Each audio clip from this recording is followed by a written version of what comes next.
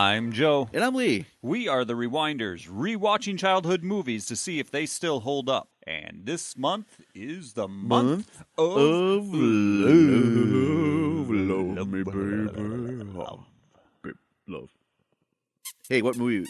Wait. Oh, that's so sweet. Thank you, Joe. Whoa. What movie did we watch? We watched Better Off Dead. Would you say this is a quintessential John Cusack movie? Yes. I think this is the John Cusack movie everyone thinks of when they think of John Cusack movies from the 80s. From the 80s, yeah. It's either this one or the one where he's holding the boombox over his head. Yeah. And I've never seen that movie. And if you're thinking of one, you're probably going to think of scenes from the other one accidentally. Probably. Yes. This one, I don't have too many memories of as a kid. I think I watched this one later when I was a teenager. Okay. What I do remember is, as a kid, not liking the middle sequence or whatever when he's working at the pig, yeah, what's it? Pig burger place. Pig burger, yeah. Yeah, when they animate the burgers and there's an. Yeah. I don't know if I fast that forward. Just comes through down it. to you hate David Lee Roth. That's what it comes down to. I do hate David Lee Roth.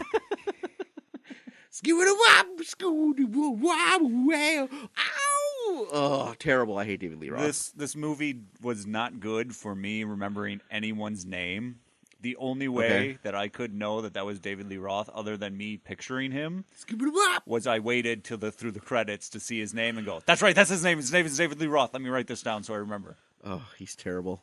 I couldn't even remember John Cusack's name. What is wrong with you, man?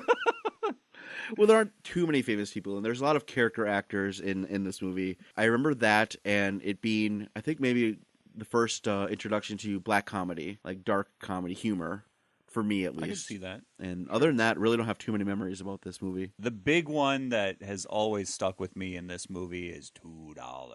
Yes, the $2. Just the fact that how much and how often and how ridiculous it is, that really stuck out. And I remember even my father being entertained by it back in the day. Outside of that, for me, I couldn't remember where K-12 fit into any movie. So when they mentioned it, I was like, it's this movie. That's right. So that's where that's from. Okay.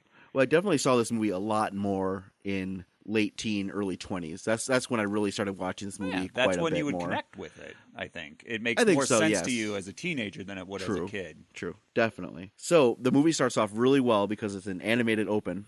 Yes, classic 80s, yes. Animated open. Animated open right away. This is an art style that pops around in different John Cusack movies where his characters draw these sequences. That's true. So it just was kind of fun that I was like, oh yeah, here's another one. They always have little monsters doing something. Yeah, and the horse, because it's a monster steals a damsel in distress, and a knight with a sad-looking horse chases after. We pan across John Cusack's bedroom, and it's way too many pictures of his girlfriend. It's creepy. It's beyond creepy. It's a little too much. This is what you realize someone needs mental help.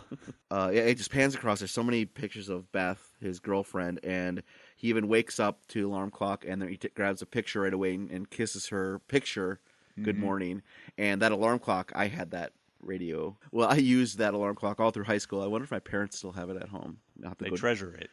They don't treasure it. This was Lee's alarm clock. It's up in the attic somewhere in storage. John Cusack plays Lane, and then his dad wakes up because he hears something coming in the morning. Yep. Something. He's awoken. He runs outside really quick, and he just grabs the nearest thing, and it's his wife's bathrobe, see-through-ish night bathrobe or something or other. Yeah. It's very frilly. But he goes, he's trying to open up the garage door because the paperboy is coming. And this paperboy has an arm on him because he's broken all the other windows except one in the garage door. And it manages to open it up because it can't open. And it finally opens up. Haha, I got you. You didn't break my last window. Then comically the garage door falls and all the windows, or the last window breaks. Yes. And the dad is played by David Ogner Steers. Okay. He's Winchester from MASH. I wouldn't have Charles Winchester the third. That's good. You don't watch MASH? I've seen plenty of episodes of it, but that was a long time ago. All right.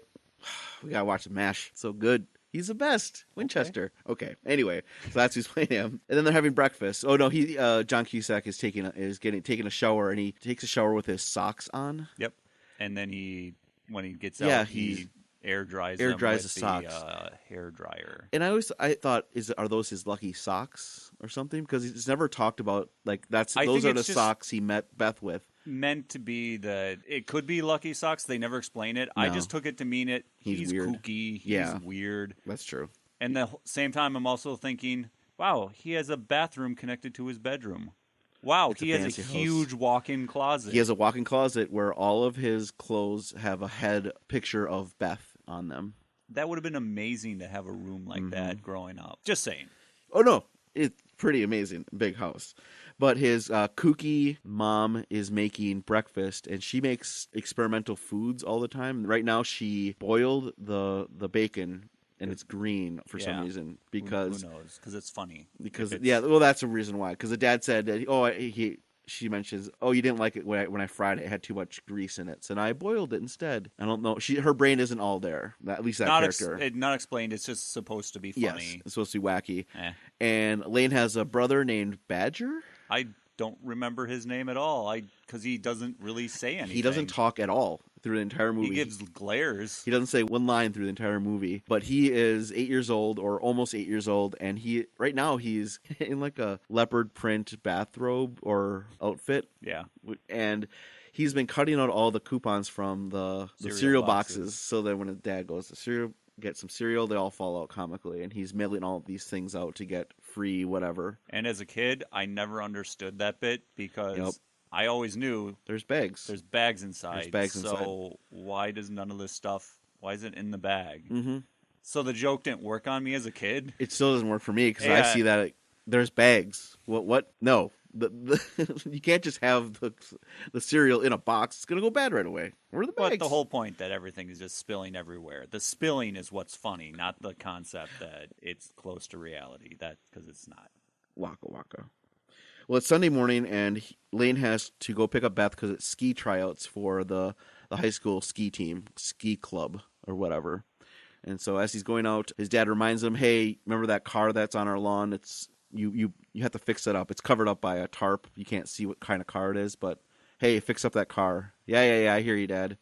And at the same time, then you see across the street a girl looking out a window, and you find out she's a foreign exchange student from France, and she's tied, unfortunately, to this horrible people, horrible family of people that basically the mom has kind of gotten the foreign exchange student to hook up with her creepy boy thing. His creepy outfit. I can't think of his name, but he's creepy. Ricky? His name's Ricky. Oh, yeah, Ricky. Oh, Ricky. Yeah, and he's this obese, creepy guy, always and has an inhaler or sniffing. Has no social nasal skills. And he doesn't speak for a long time, too. Yeah. But you get to see it, yeah. Her name is Monique, and she makes eyes at John Cusack like, oh, he's cute. Because he is cute. He's John Cusack. So we get to the mountain. It's a K-12, and so the captain of the ski team, Roy. I assume he's the captain, and he has been the captain. Yeah. And I'm guessing they're freshmen coming in. That's who John Cusack is. No, I thought he was. They didn't really say. I think he's a senior. I assumed he was just an underclassman because of the situation, but I don't think they really ever said. Top Hat guy is not an underclassman. Charles Zamar is his name. Booger. Ah, yes. He's played by Curtis Armstrong. I couldn't think of because I'm like I've seen this guy before. He's but I awesome. Can't place. Yeah, he plays Booger in the Revenge of the Nerds movies. Yes. But that's right. I forgot. We're on the phone with Beth, and she is talking to a girlfriend saying that she's dumping Lane because he's not the captain of the ski club. Yeah. I'm going to start dating Roy, and she changes photographs, and then so now she's dating Roy. She's not dating. Oh, Roy she wants. yet. She wants him. Oh, okay. And, yeah, it's basically very over the top and stupid in reality, but it serves the purpose of showing what her intentions are as a character in the movie. Yeah, that's true. So Roy is at the top of the K-12 mountain that only he can do, apparently. Apparently, it kills people. Everyone else dies when they try going down this slope. He makes it down and says, "Hi, I'm Roy. I talk with my teeth closed all the time. I'm the only one who can do the K-12. And hey, who wants to hold my clipboard?" I just imagine him with sweaters over his shoulders when That's you the talk idea. like that. Okay, I'm exaggerating. He doesn't actually talk like that. He's a cocky piece of shit. Yeah. And he's making eyes at Beth. And then the line of, "Who wants to hold my clipboard?" And says, "Oh, who's this young little helper?" Charles Lamar says, "I'm Charles, sir." Because he's a big goof wearing a top hat. Lane's best friend. Or maybe not best friend. A guy that gets along with him pretty well. Basically, yeah. Because they're both kind of weird. Aloof. Outcast, because they're not preppy or anything like that. Yeah. Then he says you have to make it down in a certain amount of time and to be even considered for a ski team. Lane tries to do it, but he doesn't make it in time, so he's not on the ski team or whatever, and he's out. And then that's when Beth breaks up with him also. So he comes back home. He's going to kill himself now. He doesn't know what to do. He's distraught. Oh, no, I forgot about the racing. Yeah, the racing. I'm skipping over. That was on the way out to the... There was double racing. That's right. On the way out to the ski about these Japanese racers. One speaks English, but he only learned to speak English by watching Wide World of Sports. So he only speaks as Howard Cosell. And the other one does not speak any English. He's the driver. Yeah, that's right. On the way to the tryouts, he has this race with the speakers on this other car. And comically, John Cusack backs up by accident. He had it in reverse by accident and hits the owner of the pig burger restaurant, who's slimy, fat, and is always smoking a cigar in a truck. And then that's right. After he breaks up with Beth, he's driving home, and it happens again. We have the race, but he's going forward this time and runs into the pickup truck. And I like that the two Japanese students, they're wearing the gold jackets and ties. They're dressed like the sportcaster. Exactly. Yeah. They're exactly like that. They puts on the leather driving gloves, but then John Cusack puts on yellow wash gloves that have the fingers cut out at the ends, which is good. And he's wearing, and then when he skis, he wears a welder's mask or welder's goggles when going down. I almost forgot about those guys. I would have reminded you. How about Howard Cosell? I can't. I'm not going to try. Can you do it? Maybe, but... What a predicament we are in. This now is I'm on the spot and I don't feel good about this. Howard Cosell. Well, actually, you're making me feel better that if I try. Bad... Maybe I'll give it a go at the end of the Give it a try after you warm up a little bit. Yeah, because that's what I'm going to be doing. Mm-hmm. So then he goes in the garage and he wraps like a power cord around him and goes, "Wait a minute, why am I doing this?" And then his mom knocks the door open, kicks him off the ledge, and he basically starts hanging himself. Then. Yeah, like, why am I doing this? I haven't been to New York. I haven't done anything. Oh, wait, no, I'm dying. The scene cuts and he escapes death, at least that time. And they have dinner, where his dad wants to talk to him about a few things. And while he's talking, his mom is putting food on the plates, and this is actually seems to be the point of the scene. I think so. The conversation is just kind of there. Yeah, because all eyes are to the mom as she's spooning out green slime onto plates, and she's just making faces at it, and they're just kind of looking at what's on their plates now. But they're going to love it because it has raisins in it. And John Cusack's character, Lane, is just tuning out his dad and just staring at his food and pokes at it. Poke. And then it starts squirming off the plate, which is hilarious. And it's gone. Like, may I be excused? I'm going to be excused. Bye. And that's when he goes upstairs. He talks to his little brother for a moment, says, "What's all this kid stuff and toys? When are you going to grow up? You're almost 8 years old." And the kid just looks annoyed because he's working on a laser gun. He turns it and shoots at a box near the door and explodes. Whatever. And Lane goes to his bedroom to take a nap because he feels overburdened with the world and has a dream about when he first met Beth. That's right. He was playing football with Charles. If you call that football, but... Well, they're just messing around in a park. I like Charles just smoking a cigarette. And drinking beer. Yep. It's really quick, just making eyes at each other. They sit down, introduce, and Beth is new to the area. They're talking to each other, but they're also having voiceovers in her head because they think that they each have boogers in their nose. Mm-hmm. And that's one of the scenes that I can never remember what movie it's from. And then when I see it, and I'm like, oh, yeah, that's right, it's this one. This is at the 20-minute mark, and this is when, in real life, John Cusack got out of the screening of this and walked out because he hated this movie. Wow. He hated this movie, and The only reason why he did the second movie with the same director, Savage Steve Holland, was because he was obligated to do One Crazy Summer. So it's sad that John Cusack hates this movie so much. Even though it, I think, kind of helped him become famous. Yeah.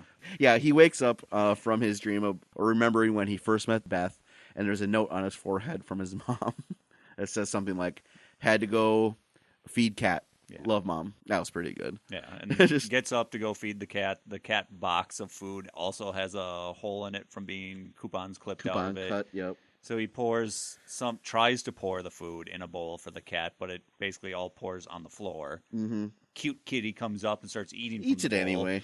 and then he forgets he has cat food in his hands and pours himself a bowl of cat food and puts milk in it. And he's about to eat it when someone's at the door. Oh yeah, the $2 kid. Yeah. He says something like, "I've been delivering so many times. $2 with tip. Oh, sorry, my dad isn't here," and he's about to close the door. Kid puts his foot in there, pulls out a switchblade, but it's actually a comb switchblade. Yeah. "I want my $2. Oh yeah, I gotta go." It was crazy reasons why he can't pay $2. And it's always funny. Mm-hmm. Closes the door on the kid. Then we go to a scene where Charles and Lane are shopping together, and all this is just how he can't believe that Beth dumped him. And Charles is saying Greendale, or wherever they're at, California, is a really small town. There's so many other things you can do and more women out there. It's such a small town. I can't even get real drugs here. And that's when he has a can of, he's going to be doing whippets later. Yeah. They only insinuate it. Yeah. So. And then they go up to the mountain to do a practice. Oh, yeah. Is that what happens next? I kind of just skipped over smaller scenes. Are you skipping over the teacher scene? No. Or am I just so far ahead? No, that's got to be ahead yet, because that scene is hilarious. Oh yeah, there's he's on a radio. He's driving around in his car, and hears nothing but radio breakup songs. Oh, yeah, and he just rips out the radio from the car. Doesn't do anything for the plot. Yeah, he's got to practice doing the K-12 so he can prove that he's worthy of Beth. So yeah. He gets up there, he tries it, and of course he tumbles. He fails. He fails completely.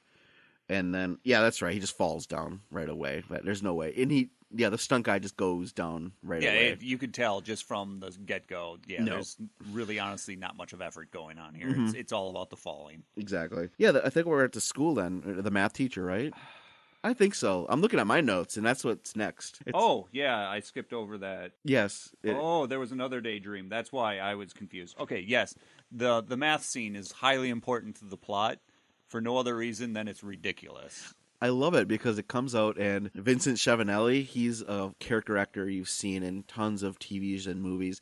Really tall, balding guy with a long, creepy face. He always maybe plays a bad guy or a weird guy, but you've seen him, and he's just talking nonsense about geometry and all these other words, and the class is just enamored with him. Yeah, they're leaning in. And then when he says certain things, like either they laugh or clap. Amazing.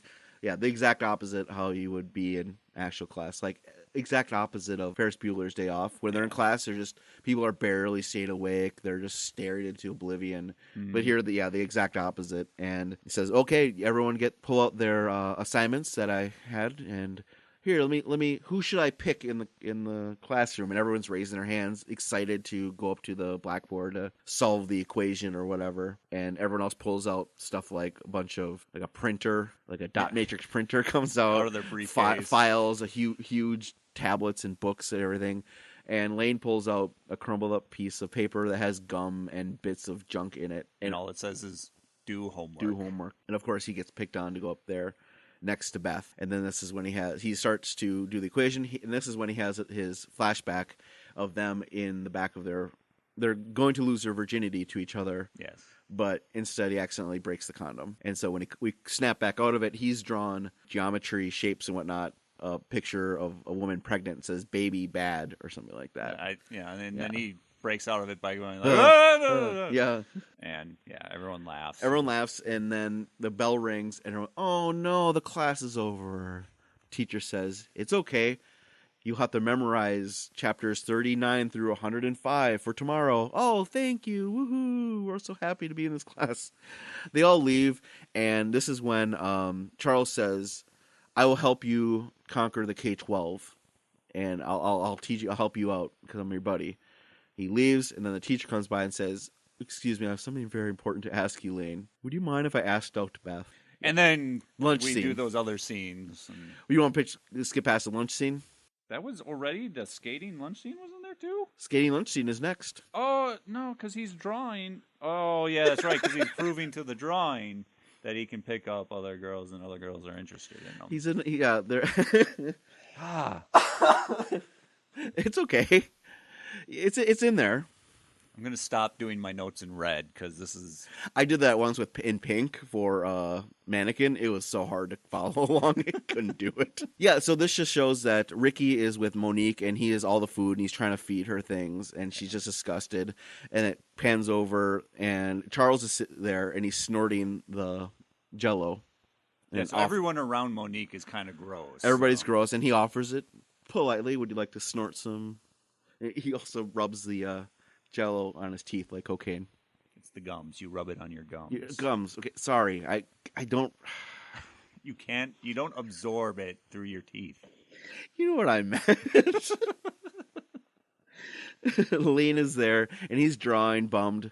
And I always wonder, why is he not sitting next to Charles? Yeah, it seems awkward, but he's not. Further down, and he drew a picture of a monster, and it eats Roy or whatever. Yeah, and then it comes to life. Beth is like, "Why are you doing that? That's mean." Because I love you, Beth. I'll do anything. Well, you're just a sleazoid loser pants. Roy is the best ever. I can get any woman, he says. Go ahead, prove it. I'm going to get that girl over there, head cheerleader. And Animated Beth says something like, "Oh, you couldn't get her. She dates the basketball team," meaning the entire basketball team. And it just shows a cheerleader sitting down with all these guys, and they're all just grunting like Neanderthals. They're just, I didn't notice this until Natalie pointed out, saying, they're all eating, all the basketball players, they're eating baby food. I didn't notice that at all, because then the head cheerleader, she goes, "I'm gonna go get some water or something like that," and they're all very protective of her. They all stand up, grunt. They never say anything. They all grunt. Anyway, Lane gets some roller skates because she's on roller skates for some reason. It's the 80s. Everyone's on roller skates. I guess that's the reason why. I was on roller skates in the 80s. But did you try hitting on the head cheerleader and then accidentally rip off her clothing? I wasn't old enough for that kind of stuff. Well, you should have. Whatever. But that happens to Lane. And then he gets beat up by the basketball team. So Beth drives by, and she's in the car with the teacher, the math teacher. Lane's got all beaten up face. Waddle. Then it's K-12 practice. Sure, he practiced it a couple times, and this is when Charles is on the mountaintop, and he's amazed. Pure snow. He's looking around. Can you imagine what the street value of this mountain is? It's pure snow up here. It's frozen my left part of my brain. I can't move my right arm, as he's moving his right arm. Booger's great. He's a great character, and he disappears later on in this movie, and it's very sad. After failing at K2, we go back to Lane's house, and it must be Christmas time, and the dad's got a bow on the garage door because all the windows are fixed. We see that the mom is giving out presents to everyone, and everyone gets TV dinners for presents, and she's all into, you're going to love this because you said you liked this. So you're getting this. There's a huge stack of TV dinners that she's been giving out for her presents. Yeah, Lane gets all of them. Gives her husband a fur coat that's made out of aardvark fur. And has an aardvark head on it. Tells him, don't worry, everyone's going to be wearing this. And she's in a reindeer outfit full with a head body. and a little antlers go with little bells on them. It's cute. She's such a weirdo. She's just a weirdo. Yeah, everyone's going to wear the aardvark outfit. Don't worry about it. So before this, there's a quick scene of just that, because it's better off dead. He wants to kill himself. He's depressed. So there's a scene where he's going to jump off a bridge. Charles goes by and pats him on the back, and he falls into a garbage truck that is going by underneath the bridge. Of course, in movies, all garbage is soft that you can land in. It's never any glass or anything hard. And then there's two tree trimmers that are cutting some trees, branches and whatnot. One of those guys is X, the actor X from the X-Files. He's the other informant. Okay, anyway. I was glad to see him. He's cut trees. The only reason why I bring that up is because after Christmas, Lane wants to kill himself again because he's in the car. Oh, He called his he called his ex-girlfriend. girlfriend, and she says, "Oh, Roy got me a giant teddy bear, bigger than me," and Lane has a tiny little bear that's itty bitty, pocket sized. So he's gonna kill himself now. In order to tell Beth that he has to go, he says something stupid. This was my mom's doing something and the Christmas tree's on fire, and he just throws the phone. Yeah, that's right. And walks away. And to go kill himself. Yeah, goes into the car, lets it run while he's inside the garage. Too late, or something. He's falls on the steering column and puts it in reverse and steps on the gas accidentally, busting the garage door. Brand new. Father is showing off to his wife, saying, "Look." She's happy. She's like, "Oh, it's beautiful. It's a Christmas miracle." And the car smashes through, breaking it. And the neighbor comes out to see what's going on, and he is also wearing an aardvark coat. Hello. Good evening. That's all. Mailman pops up. That's right. This mailman doesn't give a fuck. Yeah, he's this kind of slobby-looking mailman. Just looking through everyone's mail, dropping stuff, down, doesn't care, opening people's packages, gets to Lane's house. His little brother answers the door, and the guy's like, "Hey, Badger, what's a little boy like you doing with smutty magazines like this?" And it wasn't right. It was a magazine on how to pick up smutty ladies. Yeah, how to pick up trashy women or something like that. Yeah. And Badger just snatches it from him, doesn't say anything, and slams the door on him. So he rings the doorbell again. This time Lane answers, and he's like, "So, hey, Lane, I see that you're not hanging out with Beth anymore, so that must mean you guys aren't dating." Slam door. And he keeps talking. He keeps on going at the door. You can hear him just outside still talking. I want to date Beth. That's when the dad is trying to. That's right. Dad is reading a book about teenagers and drugs or something like that. He wants to figure out what's going on with them, and just says, "You should really start dating again. That'll get you out of your funk." Is the idea? And is this when he sets up the New Year's Eve dance date with another girl? With his coworker, something like that. Yeah, Lane is getting ready, and he's just saying, "Oh, this girl, she's such a nerd. She has braces and whatnot. One look at me, and she's gonna blow her mind. She's never been out with a hunk like me. I'm so hot." And he's getting ready. Well, he doesn't start there. He starts with, "I don't want to do this." Oh, yeah. And then he talks himself into it, and then gets to this point where he's like, "Well, I might as well give her the thrill of her life." Kind of. That's true. I might as well go. Yeah, it'll be good for her. He gets her to pick her up. But she has braces on, but she's like, "Listen, the only reason I'm doing this was a favor to my dad. So let's figure this out." Brings out a calculator, tallies all up, how much a date would cost, dinner. "So if you give me $13.67 for your half of the date, we'll call it even, and I can just not go with you." And John Cusack just says, "Do you accept check?" So he doesn't want to do it either, to be honest. So, so might as well, whatever. But he goes to the dance by himself, and that's when we hear awesome 80s song, which is still stuck in my brain. The lyrics are basically "Better Off Dead." Yes, "Better Off Dead." And, it's a "Better Off Dead" song. Natalie said her name was Buttercup or something. Is she actually an artist? She's a huge voice actress. She was the voice of Buttercup in the Powerpuff Girls. Oh. And she's done tons and tons of stuff. This I have singer. No idea. I didn't know. We were just curious because we were listening. She's really good. She actually a singer? Has she done anything else? Looked her up. Oh, voice actress. Okay, makes sense. Sure. But she's dressed up and has awesome 80s hair, 80s outfit. She's on a little platform in front of the band because she's tiny. But yeah, she's singing an awesome 80s band. And Lane and Charles are there just hanging out. Roy comes by with Beth and his gang and says, "I'm going to vote for you two as being the cutest couple." And Charles does this awesome thing where he just turns around and just starts laughing hysterically, mocking Roy to get rid of him. And it works. And it diffuses the entire... I can admit acting like that to those kind of people. And it works. It works. I've done this too. It's amazing. I would have hung out with Charles. That's right. He had said that before he was going to say, "I'm going to help you out, Lane. I'm no dummy. I've been in high school for 7.5 years." If you notice, well, you've seen Nightmare on Elm Street, right? Yes. Beth is in Nightmare on Elm Street. That actress is. Okay. She gets killed. But behind her, Roy's friend is wearing a Freddy the Krueger sweater. Freddy the Krueger. Freddy Krueger. Come on, I'm coming. I was sick all week. I'm getting better. Yes, Freddy the Krueger with his scissor hand claws. Yeah, I didn't notice that, but that's kind of cool. I'll have to look at that again.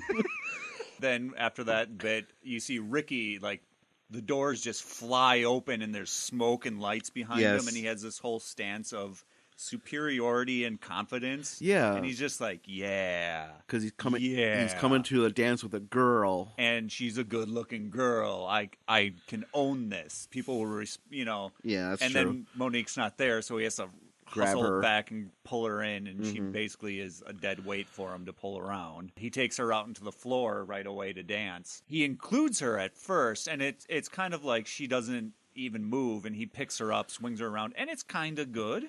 There's nothing really wrong with it except that his partner's not engaged at all. No, she doesn't want to be there. But everyone starts looking, and he's like, oh, hey, this people are starting to notice me. Kind of dance, and he keeps dancing until he can't dance anymore, and basically just falls down, belly flops to the ground. Yep, and Monique has her chance to escape, basically. Yes, and she catches up with Lane, and she starts shaking his hand, excited because she had made eyes at him earlier. John Cusack's character always screws up his French that he tries to say towards her. Parlez-vous? Mercy buckets. That's right, mercy buckets. So she keeps on shaking her hand because Ricky starts coming by, and so if she keeps shaking Lane's hand, then she's safe, basically. Something and Ricky says, "Come now, Mother wants us over here when she picks us up. You don't want to make Mother angry ever." Lane says, "Oh, we're having a conversation. Why don't you go over there, and then when we're done, have her honk the horn." Beth and Roy walk by or whatever and notice that they're kind of together-ish in a way. At least Beth notices with a little bit of jealousy eyes. Earlier in the dance, I forgot, Charles walks by, and he keeps on mocking at Roy, which is just great. Like, just stick to that asshole. Fuck you. Because you're right. I remember doing that as a really good defense. Yeah, the car pulls up, and Ricky's mom and Ricky get in the car, and they take her, Monique, back hostage into their house, I guess. Yeah, basically. She's gone. Yeah, all throughout we forgot, like, yeah, there's the $2 kid. Oh, no, he's walking home. On the way, walking home from the dance, that's when the next bit. There's blue lights. It's awesome. This scene to me is awesome. like iconic $2 scene of the movie, even though it's so short. It's very short, but it's a horror movie because it's, trees and a blue light, and then you see a bike in the distance. It comes down, another bike over here. Yeah, you can't escape. All the paper boys want their $2, and John Cusack has his keys in his. He's trying to get them in the car. Keys! Yeah, he screams as the camera zooms into as he's fumbling to get the keys into open the door. Makes it home, slams the door, looking out. Did they follow me? Am I safe? The dad is reading a book of more about how to help his kid with drugs, and he said, they're after me. Who's after me? I don't know. And then in the book he highlights paranoid. Goes upstairs to get into his room, and he hears giggling and music coming from his little brother's room. Yep. So he opens the door to see what's going on, and everything comes to a halt when he opens the door, and his little brother's in a smoking jacket drinking some mixed drinks. There's like 5 trashy ladies in there. More than 5. There's like 10 in there. Okay, maybe. He is just covered in ladies. Covered in trashy ladies. Nothing said. He just shuts the door. Party resumes, and he goes to his room. Next morning, Badger is cutting out a thing saying that he's going to send out to get a build-your-own shuttle with household items or household something or other. And their mom is making some sort of soup out of a sea monster. Yeah, it's a comical sea monster with tentacles and a claw going back and forth. The dad is trying to figure out how to help his son, who's gone crazy. He got him a job. That's right. He got him a job at the burger place. That's why I don't remember, because my brain skips over past this because I don't like it. It's just worth mentioning. He gets a job at this pig place that he's got to go to that day. Yep. So he goes there. The pig burger guy's just a jerk. Yeah. Apparently, jerk. Don't wash your hands. Yeah, Lane is the only person that's going to work in the kitchen at all in this place. Gets minimal training, told not to wash his hands, told all this stuff that you just work. Yeah. Make it like this, make the size of the burger like this, blah, blah, blah. So to keep himself from going crazy, he has this imagination that he's making this Frankenstein burger. Yep. And then it comes to life with the voice of David Lee Roth and rocks out. Yeah, it's kind of a music video montage of claymation burgers that are dancing. It's Frankenstein Monsters burger. This is a 80s cliche for movies that there's always at least Something one like that. music video in the middle of them. Kind of, yeah, and that's why I tuned out because it just, it's mad to me. There's nothing that progresses any sort of plot during these the sequences. The only thing that happens is then he snaps out of the dream, or because he's been actually in the kitchen making a huge mess, and the owner comes in and yells at him, and tosses him out. And now the one thing to remember is he's given keys. He's given the keys. Yes. So he has the keys to get in. Correct. Okay, and then he gets kicked out. Yep. So apparently the owner forgot he gave him keys. He must have forgot. And then fired him. Yep. I guess that's what happened. And this is when Roy is eating there with Beth, and for some odd reason, every time he sees Lane in these terrible situations, he always says "Hola" to them, like that's an insult or something. I don't get it. Or who knows? Or maybe because he knows a little bit of Spanish, or that's what he thinks. He's a higher class. I don't know. It doesn't work. Or it's also making fun of Roy because he's an idiot, too. Probably. Well, and in these also moments, too, you also notice that Beth never looks at Lane. Never. Because she shrinks down because Roy's a jerk in front of all these people. And every time in these scenes she's trying to hide. She is always trying to hide. Yeah, every time. It's, don't make eye contact with him. I forgot the awesome scene before he's getting ready to go to his new job. He's brushing his teeth and he's putting Q-tips everywhere in his ears. That's a fun scene. And the dad walks in. Oh, you're so weird. And then he just kind of makes a hello. And then he tries going on the K-12 this time. Wipes out immediately. Comes back and he's having dinner now with Monique's, I guess, family. At their house. At Lane's house. At Lane's house, yeah. Since he's failing at everything, got fired from his job, couldn't do the K-12. That's right. He picks up the newspaper, and it talks about a man somewhere in the state trying to kill himself by self-immolation. That's right. So he puts himself in drapes. Yeah, or he grabs sheets, drapes, and he has a tie around his head. And he grabs a canister of kerosene. It's basically it's primer, so it's something that's flammable. Yes. Yeah. And he's going to douse himself, but then he gets herded into the dining room. Yeah, he's going to kill himself by setting himself on fire with chemicals. And that's right, I forgot about that. That's important. They've invited the family over for dinner, and Lane's crazy mom has made everything for French things. Here's French dressing and French fries, French bread, and Ricky's mom has, you're just so good. You're such a good cook. This is amazing spread you have for us.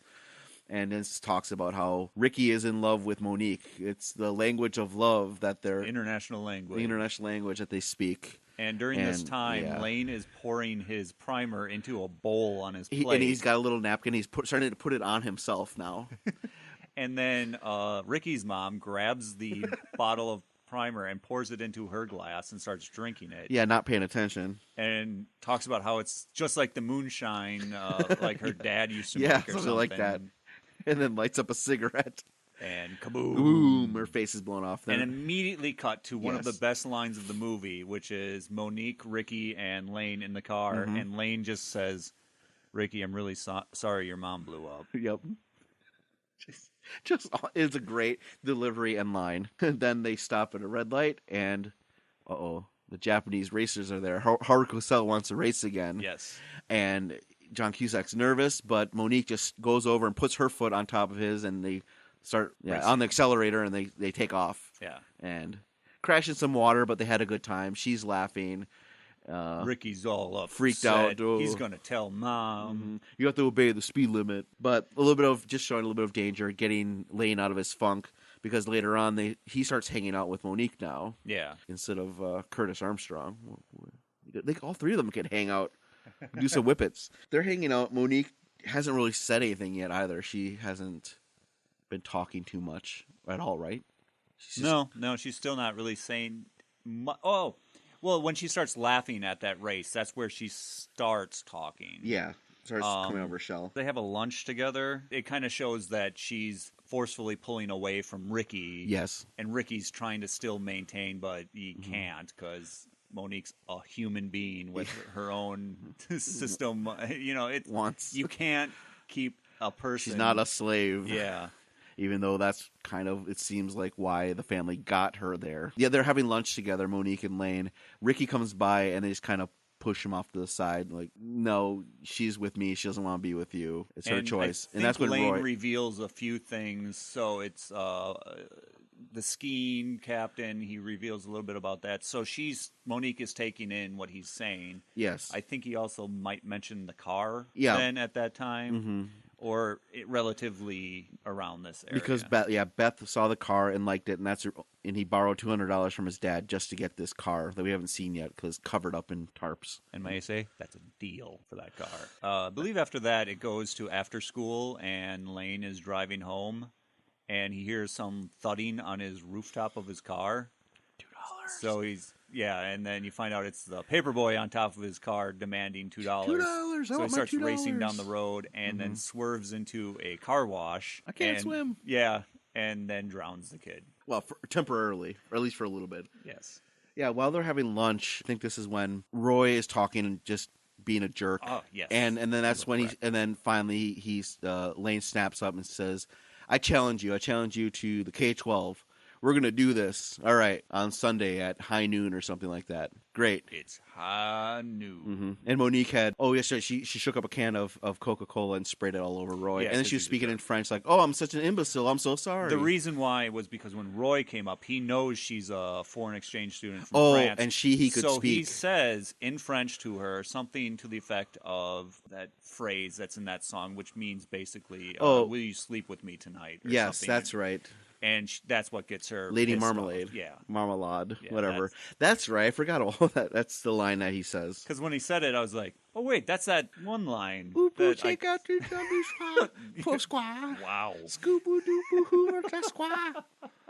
Monique. Yeah, that song. Yes. I could get a few words out of there, but I wouldn't get remotely close to saying it. I don't know. It's fine. That's right. And that's when she sprays the can of soda. And then he challenges. Yep. That's the big part, though, the challenge. I think really just he gets rid of the $2 kid. He comes home, and Monique is outside, and she's throwing lemons at a sign because she's pissed off. Were they lemons or were they apples? I can't remember. They're yellow. Sure, they're yellow. They could have been either one. Yeah. And she's angry, saying things in French, and then she starts speaking in English, saying that she hates that family. Like, they think I'm a love slave to Ricky or something. This is crazy. Oh, you speak English? Yes, of course I do. So they start to hit it off a little bit, and they start hanging out. Oh, yeah, and then it's the next morning. He gets out, and she's underneath the car fixing it because she knows how to fix things. And so they have a montage of them getting together and fixing this awesome 1960s black Camaro that he got for $200. $200. Pristine. Yes. It is amazing. They're going through as they're fixing it, reading the manual, hanging out. They're covered in grease. The montage stops, and Monique basically says, you need some confidence in your life, and then you can do almost anything, basically. They then roll out the Camaro to go drive it around, to go skiing, and it's just, they spent thousands of dollars to get this thing fixed up. There's no way that they spent just, 6 hours maybe, just putting all this new stuff in it. It looks amazing. But they come to an intersection, and they're the Japanese guys with their ladies. But then they get the idea of being challenged, and they all put on helmets. I like that. They all have helmets on. Because even the girlfriends were prepared for this. Oh, it's racing time. Let's put our helmets on. And but they were caught by surprise and didn't get the takeoff. And the green light goes, and the ladies will have none of being losers and leave them there. And they fight each other. Then they go. It's a skiing montage with Monique going down. And she shows him how to do the K-12. Basically, he's like, "Oh, it's just like that," and then he tumbles down and slides like an otter down the hill right up to her. I forgot. Yeah, earlier when Charles was trying to help, he said, "All right, here's what you do: you go really fast this way, and if something gets in your way, turn." And so then now Elena's up there with Monique, and Monique says the exact same thing: go really fast, then turn. That's how you ski. Then they have a whole montage of them skiing together. The stunt double for Monique is obviously a guy in a big curly wig. Yes, it was hilarious. It was definitely not her. But then they fall down together, and they're having a good time, and they're about to smooch. Mm-hmm. And then Charles is there. He pops back up in the movie, and he says, "Everybody's around. They're waiting for you. to see whether or not you're gonna do it. Gonna actually challenge Roy to the K-12. And he says, "I'll see you later." And he accidentally slides over one of Lane's bindings and breaks it. Monique says, "You can do this." They have a cute little kiss. And then Monique says, "Kick his ass." Yeah, and then she takes off to go join everyone else at the bottom. But then, out of nowhere, on his bike, with skis, is the paperboy wanting his $2. He wants his $2. Scares the hell out of Lane. Lane decides, I got to get the hell out of here with one ski. But apparently was on a higher up run than the K-12, which doesn't make much sense. But whatever. And skis up to the top of the K-12 just in time. Yep, because they thought they were going to call it off that Lane is a chicken. He wasn't going to actually do it, but he shows up just because he's being chased by the $2 kid. And then they go, and the paperboy follows down the K-12. Yelling, $2. And down at the bottom of the hill, Charles is with Monique, and he has got binoculars. There's something chasing them. And Lane is on one ski. Oh, it's amazing. And they're going down. Roy hits the paperboy with his club. Get out of here, kid. His club? His club, his pole, whatever. He clubs him. And then the paperboy goes flying off of a cliff, and just falls for far too long of a time. Awesome. That's ridiculous. And of course, it bemes very apparent it's a dummy. Just a dummy. It's fine, which but makes it's good. It funny too. Yeah. He lands, hits, and then $2. Lane, they're getting down closer. He's still in one ski, and I just felt bad for the stunt guy because you're on one leg. Leg is getting sore, and they had to wear the same goggles, and they said that they couldn't see very much out of these welding goggles that he's wearing. So it was just tough for the stunt it probably guys. Was shot over a course of a few days. Of course, it had to have been. But he makes it down there, and he's winning, and Lane wins with just one ski. And everybody then goes crazy. Everyone loves him, and Lane doesn't is the like best. Roy anymore. Nope. And Beth wants to be his girlfriend again. However she rolls. Either way, gives her a kiss, and Monique is, I guess I'm not going to be there for him anymore. And then gets taken away. And Ricky's mom show up and drag her off, literally dragging her away. Yeah, and Lane is getting everybody all happy. The two Japanese guys come in there, and there's sportcasters saying, "Hey, what a tremendous display of athleticism." And I love how everybody is looking at the non-existent camera that is there that the sportcasters Well, because, they've included it. They included it. That was a really good touch. That they're all just... What are you going to do next? Yep. I'm going to take some language lessons. That's right. And he goes over and to get Monique back, and they have a quick duel with Ricky with their, not clubs, but their ski poles. And have a fencing match. Sword fight. Yeah. And all that happens is just he pushes Ricky onto Ricky's mom, basically, and they fall down. They grab and go into the Camaro. And drive off. And he's driving off in his ski boots. Ski boots, yeah. I don't know how the hell you're going to drive a car with ski boots. Let alone run and pick up a girl. I haven't tried that. Next time. Or you can... Well, I'll practice on you. Ooh. Oh, yeah, before this, when Monique was angry, she was throwing fruit. Yep. She had quite an arm on her, and she said, "Yeah, I came to the United States because I wanted to see the Brooklyn Dodgers." Oh, yeah, anyway. and we forgot the romantic scene because Lane says he has the keys to the pig burger place. Yep. And he makes her food from his Christmas gifts, which were TV dinners, and then plays the sax for her. Synthesized terrible sax for her, because before Charles said, Roy plays the guitar, you could take up your sax again. Girls love music, and so that's what he does. And she did. She liked it. She liked it. Mm-hmm. It was a quick little scene, but almost forgot about that. Yeah. Because now, after he rescued her, they get into the car, and it just cuts to them at Dodger Stadium in L.A., in the middle of the diamond. Allow people to do this. With the Camaro there, sitting on there, and he's playing the saxophone for her as the camera's going out. Then you see the rest of the paper boys are coming and swarming. No, it was just him? It was just one. Oh, okay. I thought it was more. Okay. Well, he needs to get his $2. You don't hear him say $2, but you see him. And Ricky then is helped off his mom. Oh yeah. By a girl. It's an 80s thing. It's an 80s thing for everybody to get somebody to wrap up with. Yeah. But Ricky does not deserve a girl. Even though I agree with you. It should be Charles to get somebody, but he was kind of written out of the movie oddly. Well, I don't think he was also probably interested in a hookup at that point. He had other things going on. He wanted some real drugs. Yeah, he can't get in this podunk town. And then credits start rolling, and then we see a new garage door being put up. Mm-hmm. Dad is all happy about it, and then rumble, rumble, rumble, and flames coming out from the garage door, and it bursts, and there's a small space shuttle that Badger has built going into space. This movie was written and directed by Savage Steve Holland, and he had did an interview in the late or early 2000s, and it's based on a real story of his, or real happenings of his, where he had a girlfriend that broke up with him, and he was captain of the ski team.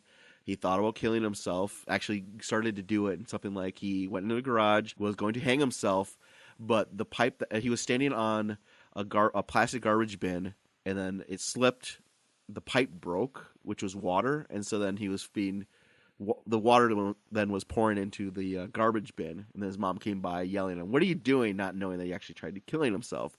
That's when he realized, this is dumb. Why did I do this? He wrote of all the silly ways he could kill himself in his diary, and a bunch of other stuff that eventually became this movie. With his mom being silly that way, always trying to make weird new food. His brother that really never talked and was an inventor. So all these things were parts of that happened supposedly in real life. And if that's true, I mean, that's a great way to deal with your depression. And then that's how he got out of it. Yeah. And there was another scene, which was when Charles is on the ski slope with Lane. I thought was really good was Charles says something like, "Dying when you're really not sick is really sick, you know, man? That's not cool." So, how do you think it holds up? Everybody should watch this movie. Even though it's set in the 80s, it's a very 80s movie. I say, yes, this holds up. I didn't have much nostalgia for it as a kid. Like I said, I watched this later when I was in my 20s, so I would definitely say watch this movie, and it's a good romantic comedy. I agree. And I also agree with the fact that I know I've mentioned other movies could be remade into modern times. I don't think this one should be. I think this one is very appropriate in the time period it was made, and that's where it belongs. It has a really specific tone for itself, too. The silliness. The 80s were a silly time, and it really does fit that time. Exactly. You're right. Yeah. I loved it. Even though John Cusack doesn't. Sorry, I love it. I love it. We're probably going to watch this again. I'm definitely going to watch this again, without question. That was Better Off Dead. That was very intense. I don't know what you're going with. let me do that. Yeah. That was Better Off Dead. Oh my goodness. If you want to get a hold of us, email at therewinderspodcast@gmail.com. Like us on Facebook and follow us on Twitter at @therewinderspod. You can find this podcast on iTunes, SoundCloud, and Stitcher. Please rate and review. Pretty good, Howard Cosell. I don't know. I learned that skiing is cool, but only in the 80s. It's not cool now. And I learned that if you want to woo a lady, you synthesize your saxophone. That's the way to do it. And give her TV dinners. Hey, if it works for John Cusack, well, it'll work for you. That's the thing. He was way more handsome than that Roy guy. Didn't make any sense. I would say that he was a cuter gentleman for his age. I would say so too. Hey, we are the Rewinders. Thanks for listening. Yeah.